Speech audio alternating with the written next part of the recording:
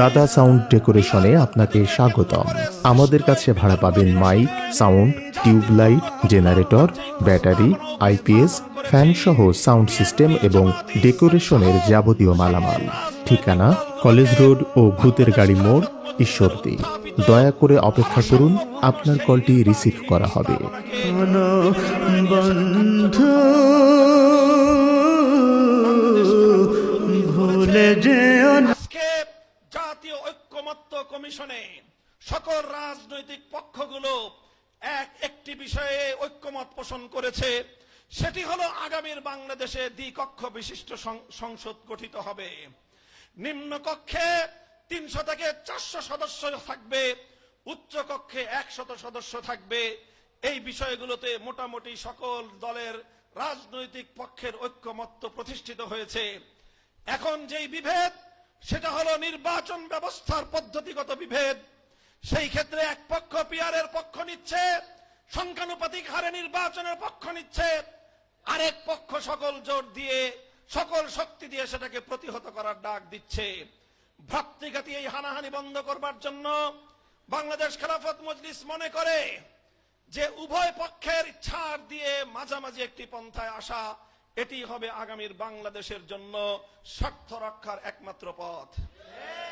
এজন্য আমরা বলেছি এর মাঝামাঝি পথ হলো সংসদের উচ্চ কক্ষ সম্পূর্ণ সংখ্যানুপাতিক হারে সদস্য নির্বাচিত হোক, নিম্ন কক্ষে আংশিক ক্ষুদ্র অংশে সংখ্যানুপাতিক হারে পিআর পদ্ধতি কার্যকর করার প্রস্তাবনা জমা দিয়েছে বাংলাদেশ খেলাফত মজলিস। তার অর্থ হলো পিআর পদ্ধতির সংখ্যানুপাতিক হারে নির্বাচনের পদ্ধতির যেই সমালোচনাগুলো, যেই দুর্বলতাগুলো দেখানো হচ্ছে এবং প্রকৃত যেই দুর্বলতা রয়েছে, সেই দুর্বলতার সমস্যাগুলো সমাধান করবার জন্য আমরা মনে করি সরাসরি বর্তমান বাংলাদেশে যেমনি ভাবে 300 আসনে সরাসরি জনগণের ভোটে সংসদ সদস্য নির্বাচিত হয়, এই চলমান পদ্ধতি বহাল থাকুক। অর্থাৎ 300 আসনে সর্বোচ্চ ভোট প্রাপ্ত ব্যক্তি বিজয়ী হিসেবে সংসদ সদস্য নির্বাচিত হবে। এরপরে 300 সদস্য নির্বাচিত হওয়ার পর শুরু হবে সংখ্যানুপাতিক হারের হিসাব। অর্থাৎ অংশগ্রহণকারী প্রতিদ্বন্দ্বী দলগুলোর ভোটের অনুপাত হিসাব করতে হবে। সংখ্যানুপাতিক হারে নির্বাচনে অংশগ্রহণকারী সকল প্রতিযোগী দলগুলো কে কোন দল কত পার্সেন্ট ভোট পেয়েছে, সেই ভোটের অনুপাত হিসাব করা হবে। যারা যত অনুপাতে ভোট পেয়েছে হিসাব করতে হবে 300 আসনের মধ্যে নির্বাচিত সংসদ সদস্যদের মধ্যে আনুপাতিক হারে কোন দল কতটি সংসদীয় আসন লাভ করলো।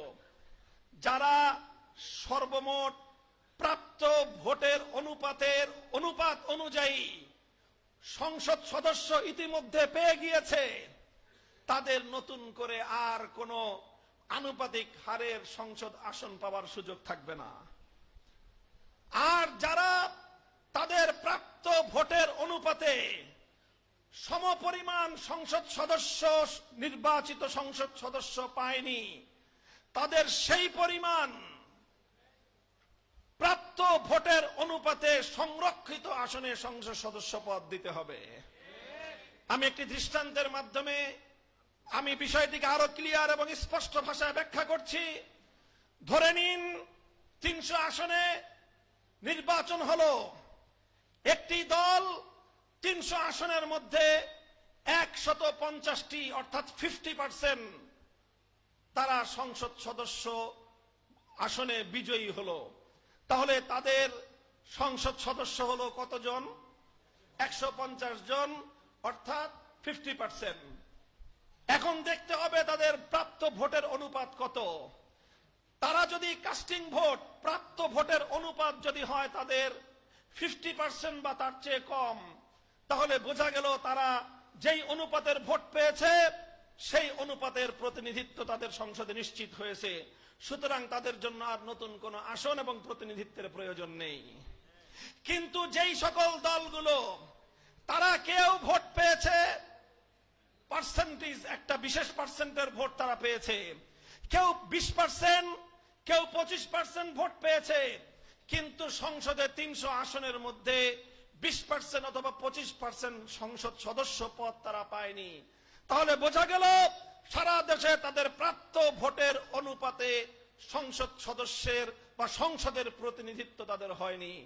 সুতরাং যেই পরিমাণ সংসদের অনুপাত, এই প্রতিনিধিত্ব তাদের অবশিষ্ট রয়েছে, সেই অবশিষ্ট সংসদের প্রতিনিধিত্ব তাদেরকে সংরক্ষিত আসন থেকে প্রদান করার মাধ্যমে তাদের প্রাপ্ত ভোটের প্রতিনিধিত্ব তাদেরকে প্রদান করতে হবে। সুতরাং কেউ যদি 10% ভোট পেয়ে থাকে, আর যদি সে 10 জন সংসদ সদস্য নির্বাচিত হয়ে থাকে তাহলে সংখ্যানুপাতিক হারে সে 30টি আসন পাওয়ার কথা, সে পেয়েছে 10টি আসন, তাহলে তাকে আরো 20টি আসনের প্রতিনিধিত্ব তাকে দিতে হবে।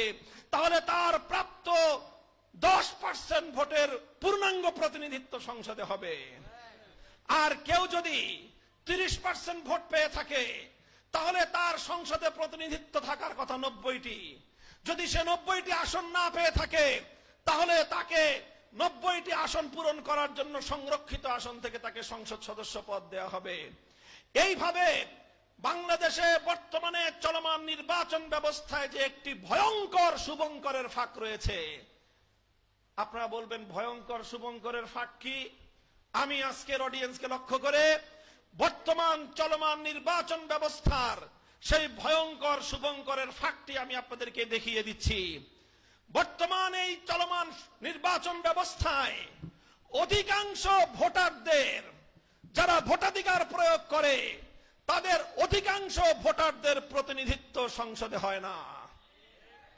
দেখা যায় যারা সরকার গঠন করে, অতীতের ফেয়ার ইলেকশন গুলোকে যদি আমরা বিবেচনায় আনি, 2001 সাল এবং 2008 সালের নির্বাচনে দেখা গেল একটি দল 230 আসন অথবা 260 আসন লাভ করলো, অথচ তারা ভোট পেয়েছিল আনুপাতিক হারে 30 থেকে 35% ভোট।